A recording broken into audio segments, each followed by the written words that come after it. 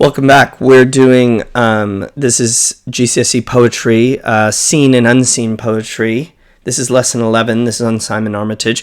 I got the Heaney and the Armitage back to front, so please just don't get confused. It's not hard on the map. But anyway, what we're going to look at today is conflict and the way conflict, particularly war, affects individuals. And Simon Armitage is really quite an astute reader of the effects of violence on particular individuals. And there's so many poems that we've looked at that look at what war does to people. And here, Armitage really looks at the experience of soldiers. And it's worth investigating how, particularly in Remains, how trauma affects the individual inside. In the unseen poem, we'll see something a little bit different. Okay, so let's begin by looking at some images. As always, these are three different images. How do they explore coming home from war in different ways? And how can experiencing physical conflict change you, perhaps? So I'm just going to invite you to pause, look at these images, and respond to that in your own way.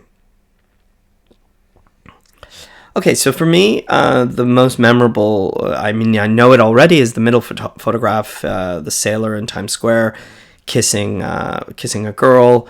It's the end of the Second World War. There's a sense of joy, release. This iconic image captured so much of coming home and love and positivity.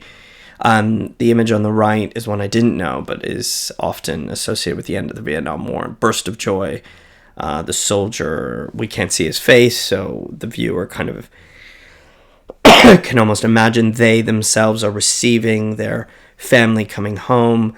These young girls, their mother, the boy, this very large family welcoming this press-suited soldier. And it should be said that Vietnam was the American invasion and near genocide of the Vietnamese people was a rather conflicted war.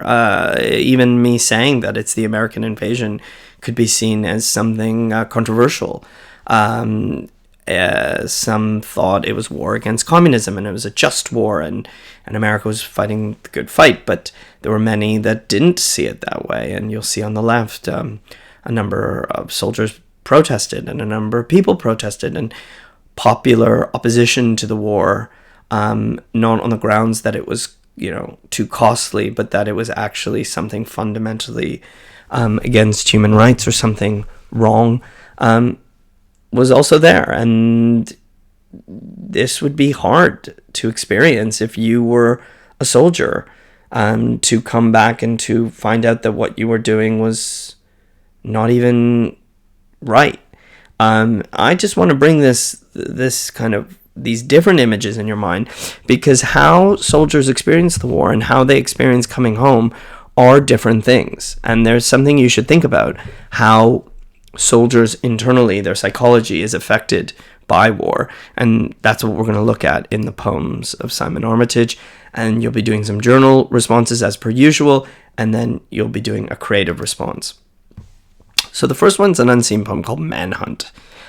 What do you think about when the word manhunt comes to mind? Could you predict, based on the title, what do you think comes to mind?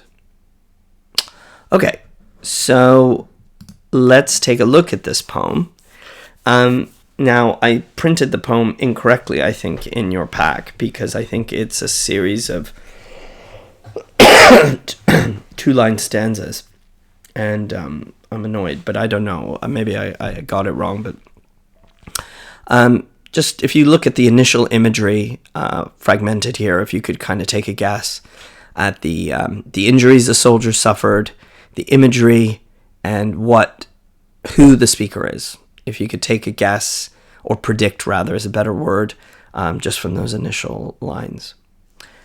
Okay, so now we're going to take a first reading of the poem, And then I'm going to invite you. Let me just make that a little bit smaller.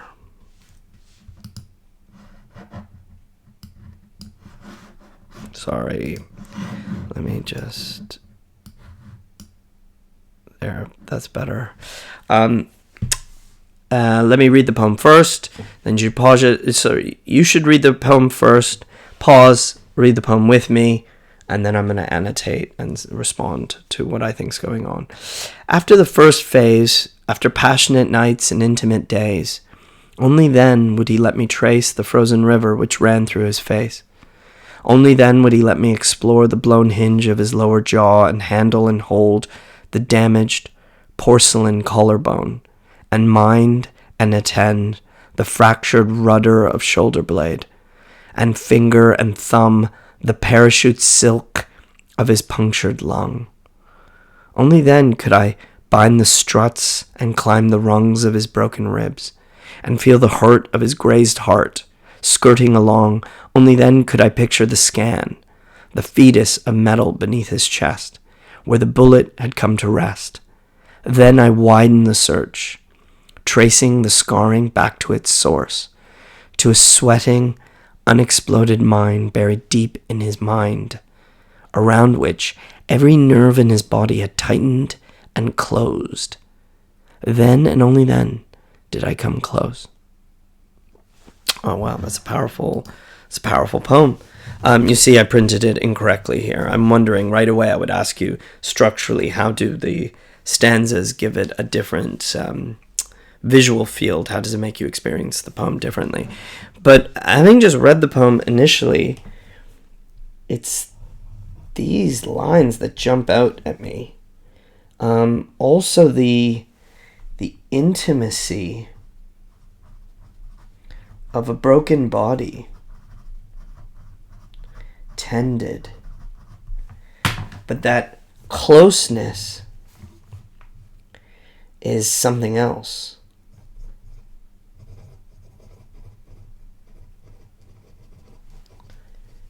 Something even more intimate.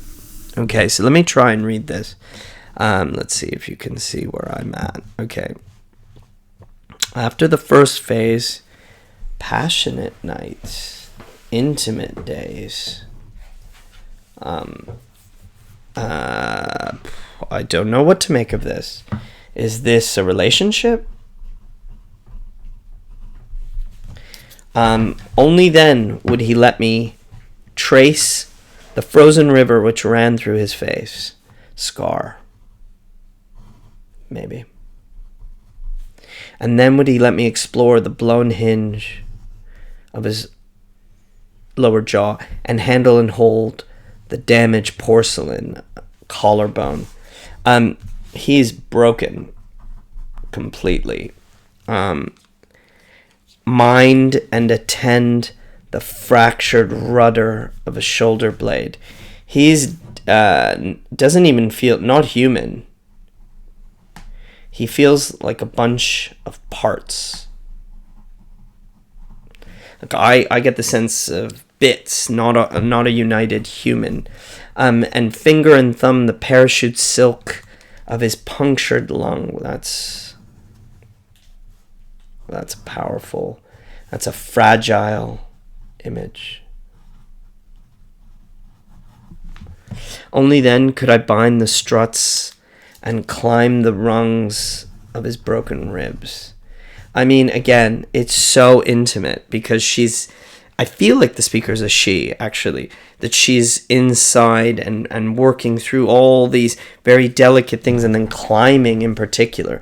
And she actually feels the hurt. She feels, could be touch, but could be empathy itself. It touches her. Skirting along, only then could I picture the scan, the fetus of metal beneath his chest, where the bullet had finally come to its rest. So that's an interesting, the bullet is a fetus. It gives birth to trauma. Something, it's stuck there.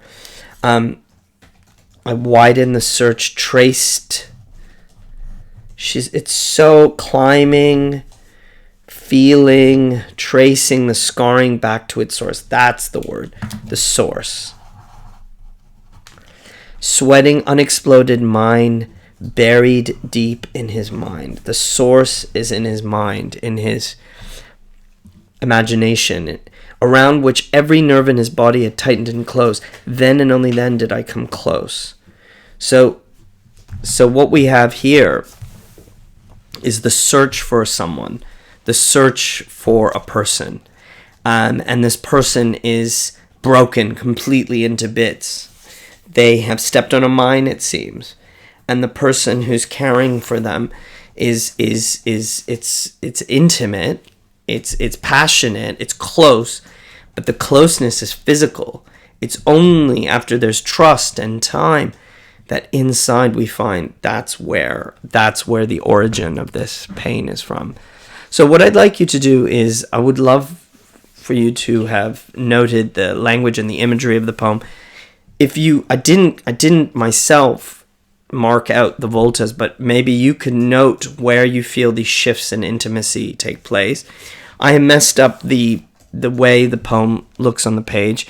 It's worth thinking about, does that matter? Does that matter here? What I'd like you to do is respond in your own personal response, thinking about how does Armitage show his closeness between the speaker and the soldier? What images does he use to describe the trauma?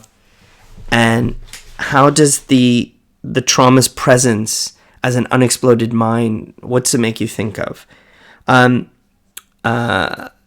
In particular, at the end of the poem. So if you could pause now and take 5 to 7 minutes and respond.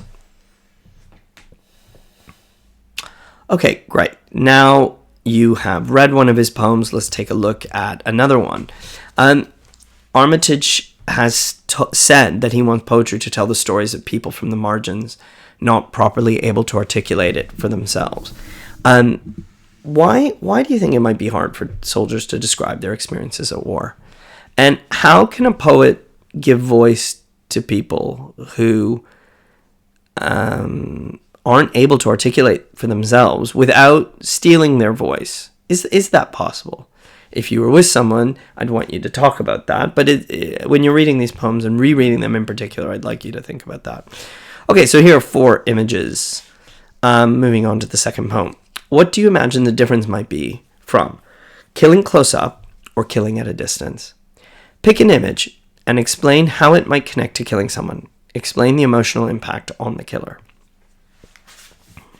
Okay, so for me, if you were really far away and launching a bomb attack was a button, like in a video game, while I think it would traumatize you, I think you could imagine it away and not think it affected you at all.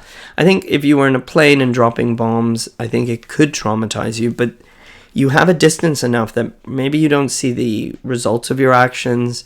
You can imagine it's something very far away from you. You fly away almost immediately. If you're in a gunfight, it's a little bit harder because you yourself are exposed to getting hit. Your adrenaline's jacked. Your risk is there. Also, you will see the person that you harm, and perhaps you will see those around you be harmed. But a knife is something really intense. I mean, it's very close and intimate. It's as, proximal as I can imagine the killing act.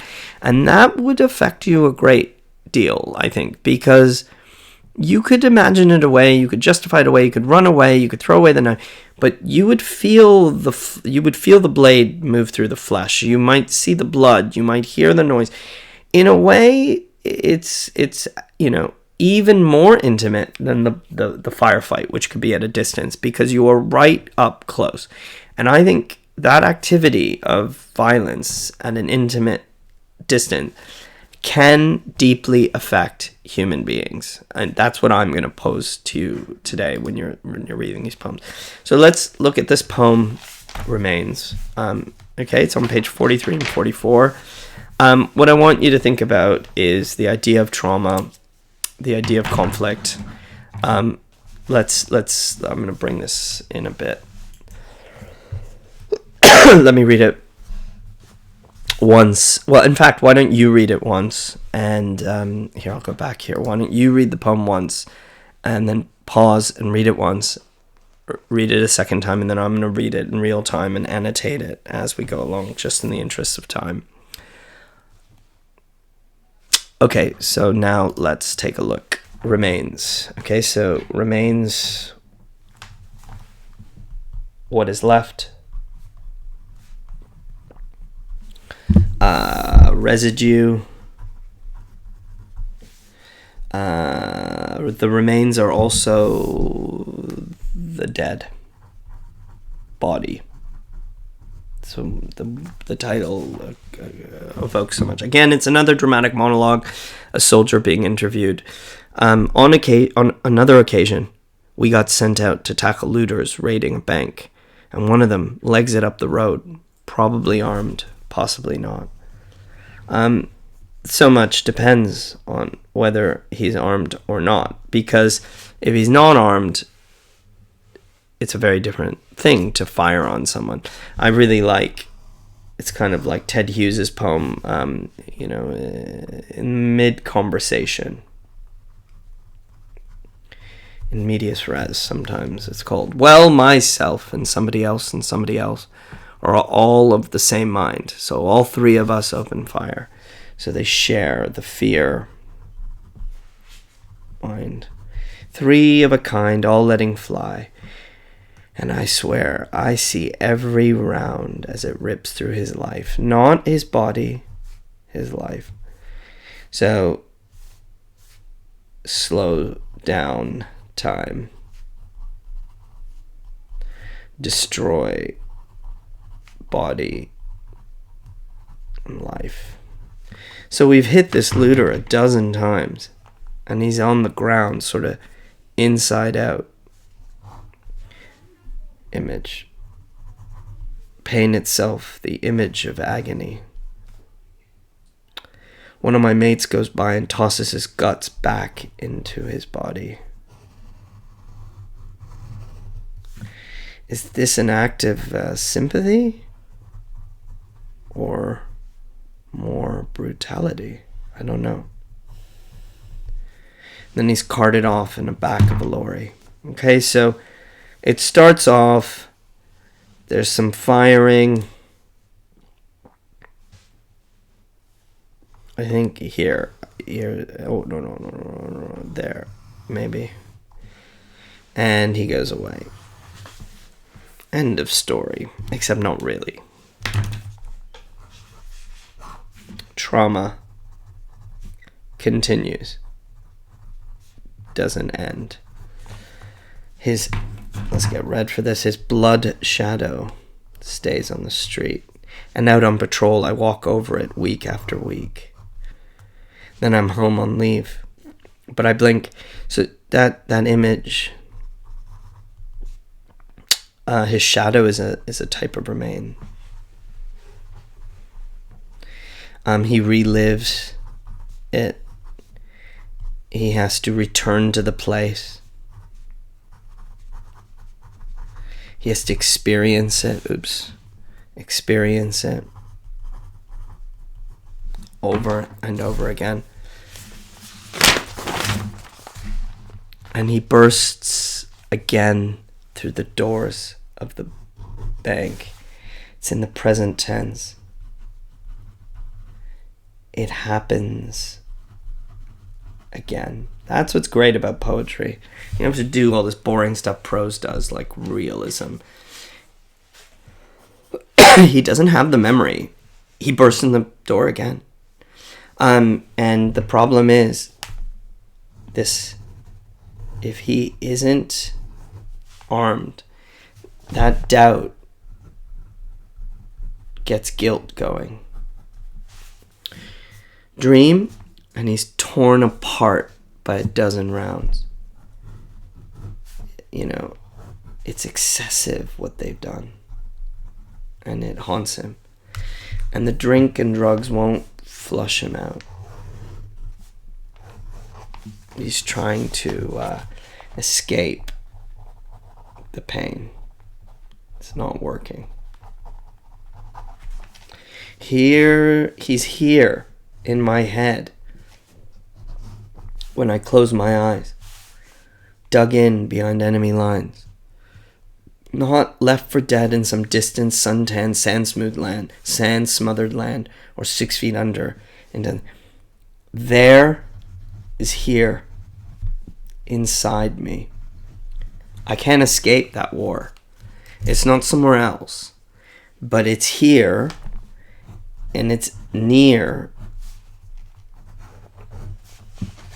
There is here, then is now, and it's all in my imagination. It's all in my mind. His bloody life in my bloody hands. That's a really interesting repetition. Bloody here, that kind of British swear word. His freaking life, his bloody life. But here, it's actual blood. Blood, as in guilt, as in his death.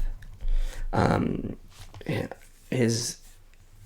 that sense of trauma really is present throughout this poem in a really fantastic and personal and very plain way. I like that idea of Armitage saying he gives voice to people on the margins, because I feel like this poem are the actual words used by someone, and he was able to craft it into a poem without, I don't know, how much did he change? I don't know. So what I always want you to do before you move on is to take a moment, 5 to 7 minutes, to have a personal response to this poem. You've read it a bunch of times. Hopefully you've read it for yourself. You've read it with me. You're annotating with me. And now you need to respond personally to this poem in your writing, picking key quotations, key ideas. You can think about the theme of guilt and trauma in other poems. Get out your ideas. Take some ownership of the poem. That's how you're going to learn to write about poetry better. Okay, so just pause the video now and do that. Okay, so you've read 2 poems of Armitage's. You see the way trauma affects soldiers. Now I want you to turn the poem into the monologue by a soldier. So I want you to reverse the process. I want you to use lines and imagery from the poem, details of the harsh weather. Oh no, this is a mistake here. I'm in a fix. Oh shoot, I will fix it. It's not a problem. The success criteria are wrong here. It's okay. I just want you to write the poem, write it here. Okay. We'll read it together and we'll write the success criteria at the bottom. Okay. Another day, another raid, more shouting, more gunfire. Except this time, it was different. I don't know what it was, but the other 2 lads were tense that day, jumpy.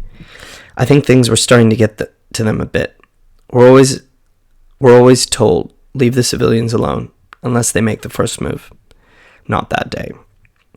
2 of the looters legged it as soon as they saw us coming, but the 3rd man stood rooted to the spot as if something was holding him there.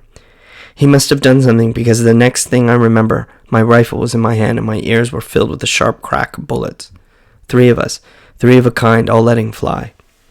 The guy was probably armed anyway, but possibly not. Time slowed down in that moment. I saw every round as it ripped through his life. I saw broad daylight on the other side, pain itself, the image of agony. And then I felt an arm round my shoulder and the sound of laughter. Job well done, they said, as the lorry pulled away, leaving nothing but a blood shadow on the street. At least we'll be home in a week, they said. But now I'm home, and the image of agony won't go away. He's here in my head when I close my eyes. He's here in my head, and his blood shadow won't disappear. He's not lying dead in the desert. He's here and now, his bloody life in my bloody hands. The thing is, he was probably armed, but possibly not. Okay, so let's pick the success criteria we could use here. We're going to say the imagery of violence the action, the aftermath, the trauma, and the guilt. If you could write a piece that captures those ideas, that would be great. That would work for me. Okay, so if you pause now and just, you can relook this, the exemplar is on page 45. You can look at it and just add those success criteria, or whatever success criteria you think you see there. And what we're trying to do with creative writing is have you experience and read the poems for yourself and steal the voice and make the voice your own, and to take the imagery and to turn it into a little narrative, because that's what creative writing is about, and that creative engagement with the poem is what's going to be able to take you to the next level for interpretation. So to end, you have read the 2 poems by Simon Armitage. You've done some response to some key lines. You've done some journal response, and hopefully now you've written your own creative response. As a plenary, I'd like you to think about this question. In the poems we've studied, people cause violence, are victims of violence, and sometimes passive observers of violence. How does violence affect these people in similar and different ways? Could you think about Armitage's poem and some of the other poems that we've read on the course so far? Okay, so that's it. We have done Simon Armitage. Thank you very much. I hope that you are finding a way of learning how to read and are more comfortable with reading poetry. I look forward to talking to you soon.